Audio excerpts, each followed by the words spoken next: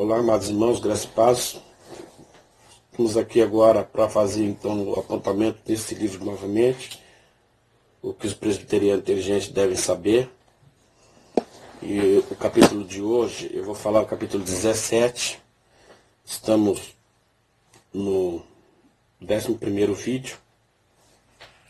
E diz assim, é a criação do homem, do universo e do homem. Esse é o título do texto. Vai falar mais sobre o homem do que o universo, mas diz assim: Deus é eterno e ele sempre existiu e sempre existirá, mas o universo e o homem tiveram um princípio, um tempo a partir do qual passaram a existir. A Confissão de Fé de Westminster ensina que no princípio aprove a Deus Pai, o Filho e o Espírito Santo para a manifestação da glória do seu eterno poder, sabedoria e bondade, criar ou fazer do nada, no espaço de 6 dias, tudo muito bom, o mundo e tudo o que nele há, quer as coisas visíveis, quer as invisíveis. Depois de haver feito as outras criaturas, Deus criou o homem, macho e fêmea, com a alma racional e imortal, e dotou-os de inteligência, retidão, perfeição, sabedoria segundo a sua própria inteligência.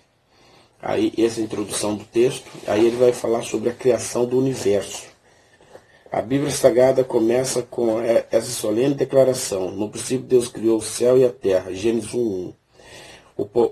Rei Davi, poeta, escreveu: nos céus estabeleceu o Senhor o seu trono e o seu reinado domina sobre tudo. Salmo 103:19. Aí o texto vai mostrar um pouco mais sobre a questão de que é Deus que fez o universo e a Terra. E vai dizer assim: todas as teorias científicas e filosóficas sobre a origem do universo afirmam que ele surgiu por acaso. Aí o autor vai fazer uma contradição entre as escrituras que diz que Deus fez o universo e a Terra e o homem, e que a ciência tenta mostrar que o universo foi criado por acaso.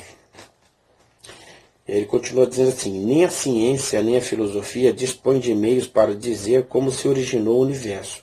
Por que então muitos homens da ciência ou da filosofia negam a existência de um Criador? Cristiano P. da Silva Neto, mestre em ciências pela Universidade de Londres, responde: talvez a principal razão que leve tantos homens de ciência a rejeitar o modo criacionista seja, na verdade, bem outra. Crer num Criador traz consigo um compromisso, via de regra, porém, as pessoas desejam viver suas vidas segundo as suas próprias conveniências e evitam, portanto, esse tipo de comportamento, de comprometimento. Então, para ele, negar a existência de Deus e de que tudo tem um propósito, e ao aceitar a existência de Deus e de que somos criaturas, estamos aceitando também um modo de vida, de viver. E o homem não gosta de ter um modelo de como viver. A gente já viu isso ao longo da vida, né? No entanto, a própria teologia vai mostrar de que, como o homem é um ser caído, é claro que ele nunca vai querer aceitar a existência de Deus e já está morto para o entendimento sobre isso. Essa seria uma interpretação mais teológica nessa visão. E aí o texto vai começar a falar sobre a criação do homem. Ele diz assim, entre tantas coisas, né, há um registro de que Deus criou o homem em Gênesis 1:26. E a imagem e semelhança de Deus no homem, no sentido restrito, consiste no verdadeiro conhecimento, retidão e santidade com que o homem foi criado. Então o texto vai dizer assim que Deus criou o homem à sua imagem, Deus criou o homem à sua imagem, e a imagem de Deus o criou, homem e mulher os criou. Gênesis 1:27. E o texto aqui diz que no sentido restrito, o que se considera como imagem e semelhança é a retidão e a santidade. E no sentido mais abrangente, o que se considera como semelhança do homem com Deus na criação é a sua espiritualidade, a sua racionalidade, a sua moral e a sua imortalidade. Aí diz assim: após a queda por causa do pecado, o homem perdeu a imagem de Deus no sentido restrito, ou seja, perdeu a imagem de Deus no sentido de retidão e santidade, e ficando apenas com a imagem no sentido mais abrangente, isto é, o homem perdeu o verdadeiro conhecimento, retidão e santidade, mas continuou tendo um ente espiritual, racional, moral e imortal, embora imperfeito em todas essas áreas. Bom, aqui então ele vai mostrar que o homem foi criado do pó da terra e foi soprado nele um fôlego de vida. O autor vai dizer, e não está errado em dizer, que o fôlego de vida que Deus criou no homem inicial, isso é o que a gente poderia chamar de alma. Então, a alma humana só existe nos seres humanos. Há uma crença de que os animais não têm uma alma porque Deus não soprou neles o fôlego de vida, mas eu prefiro dizer assim que eles não têm a alma que nós temos. De repente eles até têm o que a gente poderia entender como alma, mas uma coisa integrada entre eles, né? Assim, a gente não há uma declaração de que a criatura, ao morrer, né, o animal, ao morrer, ele vai para algum lugar, algum céu. Provavelmente não vai para lugar nenhum. Mas considerado que ele não tem alma nenhuma, ele é só um ser de sensações, também não há como chegar até tanto a isso. O que a gente pode chegar é o fato de não declarar claramente de que, né, não tem isso não se desdobra em salvação e nada disso. Que chegou aqui? Eu vou dar um tempinho aqui que chegou o meu índio. Dá um oi, filha, ali na câmera, faz assim bem isso. Esse é um índio do papai. Isso aqui é um bônus do áudio, né, filha? Papai tá fazendo um videozinho aqui. Daqui a pouco o papai vai falar com você, tá? Oi. Oi,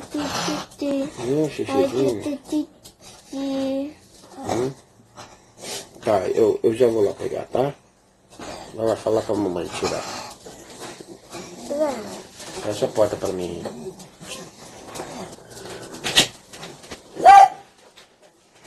Tira o Nietzsche pra ele. Tira o Nietzsche, filho. Nietzsche, vai. Vai lá, Nietzsche. Fecha a porta pra mim, filho. Isso é pra evitar de eu ter que editar. Então fica como bônus. Pra dar uma descansada.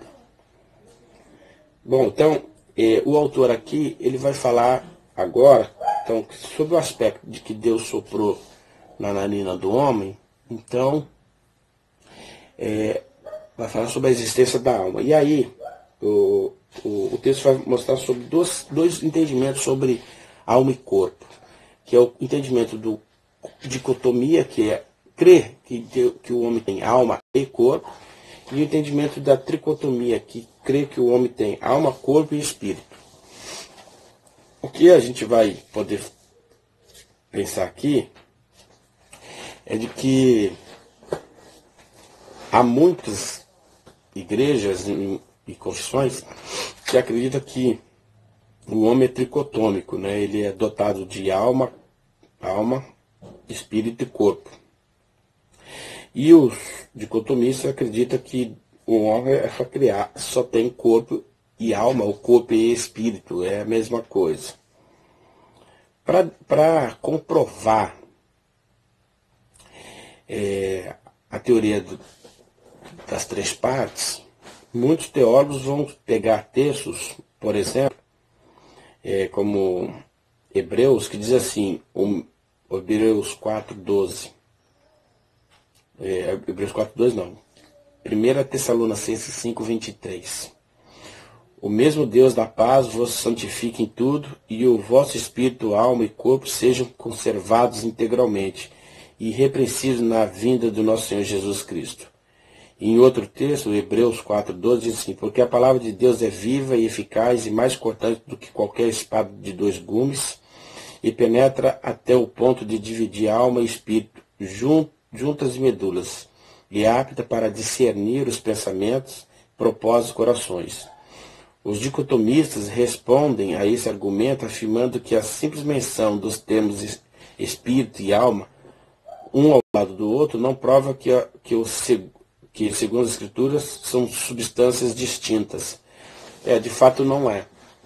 Então, o que o texto aqui quer resumir é o seguinte, que o fato do texto estar dizendo isso, e aí ao ler várias vezes o texto, fazer análise do texto, vai chegar à conclusão de que a alma e espírito é um reforço de linguagem. E que há eles textos no Antigo Testamento e no Novo Testamento, que toda vez que o texto está falando sobre alma, em outra versão, ou em outro contexto daquela escrita, daquela carta ou daquele livro, usa-se outra palavra para falar alma. Então, assim, ora, o autor está falando alma, Deus requer sua alma, por exemplo, e ora o autor está falando Deus requer o teu espírito. Então, é possível, ao fazer uma exegese, ao fazer um estudo bíblico, até bem simples, com chave bíblica, você consiga perceber que em determinados livros o autor troca muito alma por espírito. Então, ou seja, só há uma coisa, que é espírito ou alma, tanto faz, são sinônimos. E mesmo nesses versículos que estão falando disso, não é, estou falando dos três, né, corpo, alma e espírito, não caracteriza nada nesse sentido, ok? Então seria isso. Bom, eu estava terminando o assunto sobre a questão da interpretação, que estamos no capítulo 17, né? Fazendo apontamento, então, desse livro aqui, o que os cristãos presbiterianos devem saber. E eu não sei se eu vou conseguir unir dois textos que eu tive que parar, dois áudios. Estava terminando de falar sobre que a alma ela é dicotômica, né? E muitos acreditam que ela é tricotômica, que o conceito de corpo, alma e espírito, né? Quem acredita que o homem tem corpo, alma e espírito, ele seria um tricotômico. E quem acredita que o homem só tem alma ou só tem espírito, que é a mesma coisa, é sinônimo, seria dicotômico. Então é isso que nós estávamos discutindo, e o que a gente pode chegar à conclusão é de que, por exemplo, a tricotomia, o Lois Berkhoff, um teólogo reformado, vai dizer que a tricotomia não resultou dos estudos da Bíblia, mas nasceu de estudo de filosofia grega. E para ele, né, e para a maior parte de todos os bons teólogos, o que nós temos é uma dicotomia. Deus criou o homem, né, o corpo do homem e seu espírito. O corpo do homem e sua alma. São sinônimo, alma e espírito. Então, a Igreja Presbiteriana do Brasil e quase todas as igrejas reformadas no mundo, aquelas que estão dentro dos seus padrões corretos de ortodoxia, vão ser dicotômicos, não tricotômicos. Então, é isso que você tem que entender. Isso não é uma grande questão, né? Não leva ninguém a lugar algum, no sentido de, se você for tricotômico, você perde a salvação. Não tem nada a ver isso, né? Assim, não tem nada a ver com nada, mas assim, é interessante para não gastar tempo com o que não é necessário, né?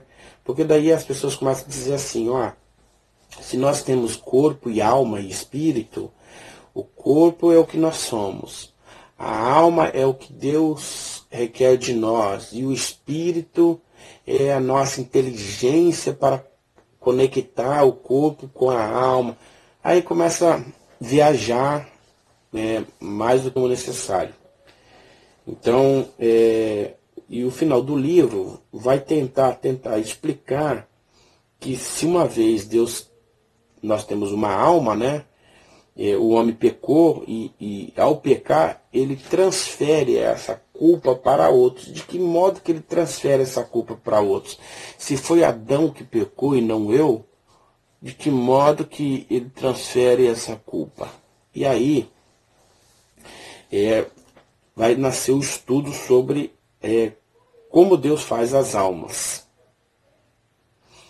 E a explicação de que as almas já estão prontas, né? Deus fez todas as almas no mundo, no presente, passado e futuro, né? No passado, presente e futuro, até o final de todas as coisas. Então Deus fez todas as almas. Quem acredita que Deus fez todas as almas, ele é um pré-existencialista, teoria pré-existencialista.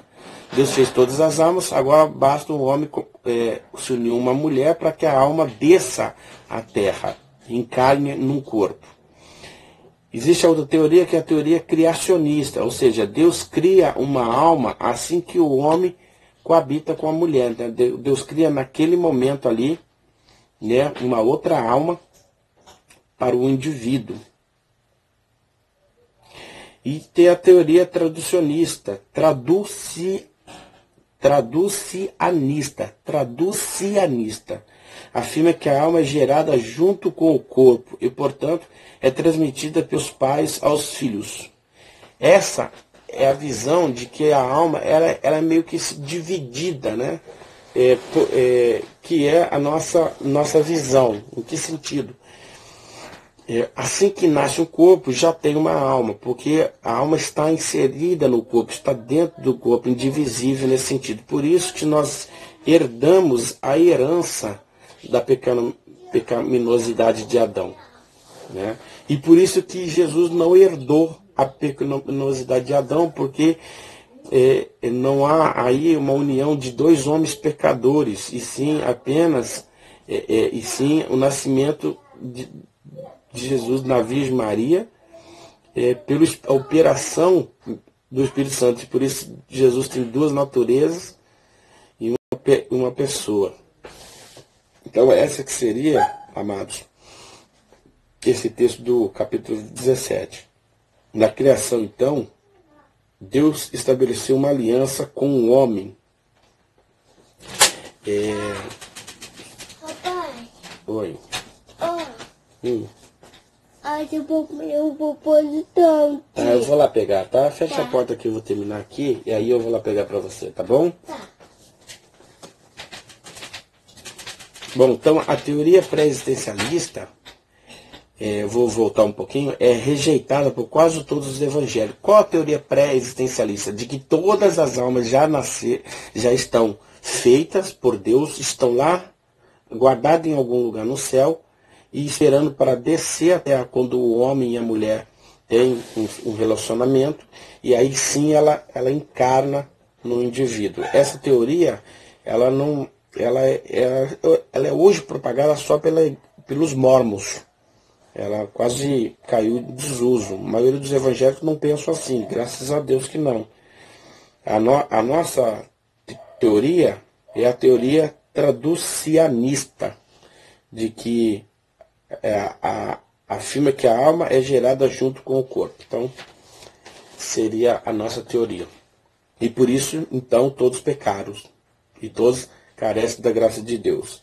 E porque todos pecaram, então, na criação Deus estabeleceu uma aliança com o homem, que os teólogos chamam de pacto ou aliança da obra. Então, agora o texto aqui vai falar que se todos pecaram, Deus faz um pacto de aliança com o homem, né? Para que ele saia da situação de queda, porque ele fez um pacto com o homem e pediu para que o homem, nesse pacto de uma aliança, não desobedecesse, que era não comer do fruto proibido. E ele come. Então, o que resulta disso? Resulta que o homem não estava mais interessado em ter um pacto de aliança com Deus, e sim não estava disposto a submeter-se à vontade de Deus. E aí cai, né? E essa queda gera uma morte espiritual, e Adão arrasta para o pecado toda a sua descendência. Ele era a cabeça e o representante de toda a raça humana. Então, é por isso que toda a raça humana está em pecado, porque nós estamos arrastando a herança do pecado de Adão. E aí fala, mas o que eu tenho a ver com Adão? Tem a ver com Adão porque é uma única alma nesse sentido, que está em jogo, né? Nesse sentido, a alma ela vai se duplicando. Então a dívida da alma é a mesma, nesse sentido, a gente poderia dizer. Mas quem resolve isso para nós? Jesus Cristo resolve isso ao morrer por todos nós na cruz. Então, além de herdarmos a culpa do pecado de Adão, herdamos também a corrupção moral. Por isso temos uma inerente disposição para o pecado. Por que temos uma disposição para o pecado? Porque estamos mortos espiritualmente, e ao estarmos mortos espiritualmente, a nossa semelhança com Deus foi afetada. Qual? A nossa retidão e a nossa santidade. Nós não temos capacidade de nos permanecermos santos e retos. E é afetada também a nossa condição de espiritualidade, racionalidade, moral e moral. Então, por não sermos mais santos, o nosso modo de ser espiritual desagrada a Deus. Está aí tantas religiões. O nosso modo de pensar desagrada a Deus. A nossa moral desagrada a Deus.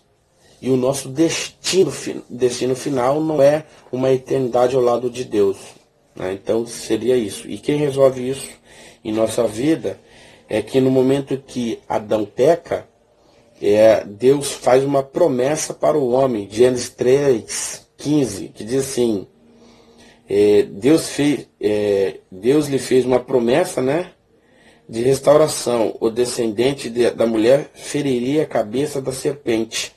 Está lá em Gênesis 3:15. Então, e quem é o descendente que feriria a cabeça da serpente e resolveria o problema do pecado? Jesus Cristo. Ok? Então é isso. Esse vídeo só tem 10 minutos porque eu tive que parar. Meu filho ficou entrando aqui nas filmagens. Meu lindo. E eu vou tentar unir. Se eu não conseguir unir, teremos 2 vídeos comentando sobre a criação do universo e do homem, capítulo 17, áudio 11. Um abraço para os amados irmãos, até a próxima.